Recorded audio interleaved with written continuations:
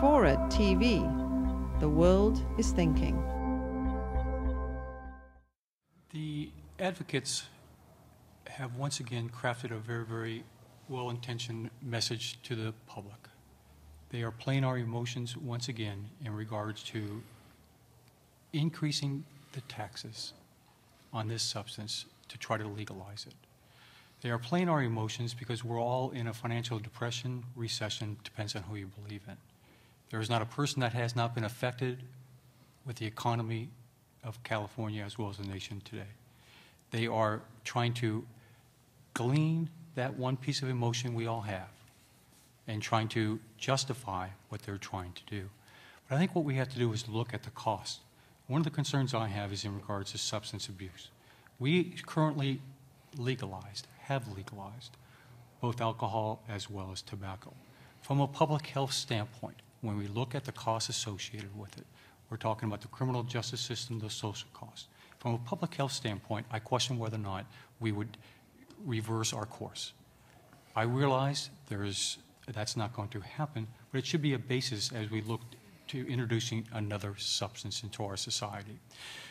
In May of 2009, the National Center of Addiction and Substance Abuse at Columbia University released a study. It was the first of its kind study in which they went back 3 years and looked at the spending of the federal government, state government, and local governments on substance abuse. The statistics are alarming. And I realize that we don't have time to look at all those statistics, but I think we should concentrate on California, since we are in California. The statistics in California, they are talking about raising anywhere from $1.2 to $2 billion in terms of revenue.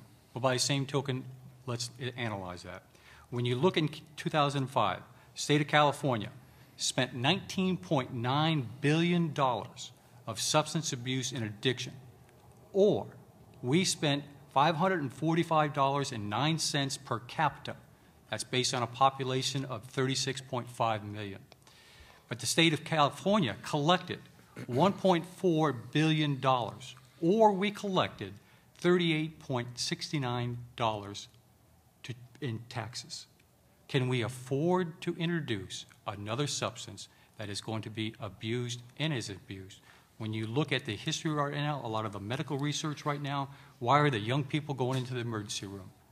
Marijuana right now is overwhelmingly surpassing alcohol. It's costing us today.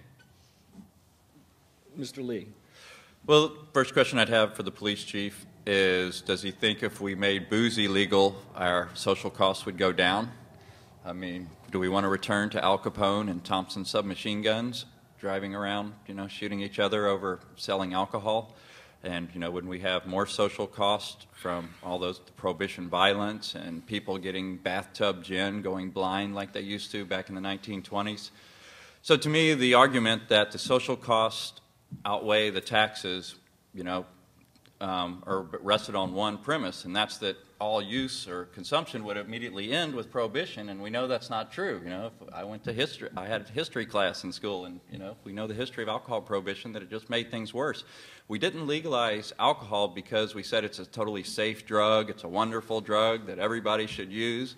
We legalized it because making it illegal was worse than making it legal, and that's my view with cannabis, that by bringing it into a tax and regulate scheme, that we can bring in tax dollars for the government, and we can try to mitigate some of the social costs a lot better than we can with it illegal. And it's a very simple argument.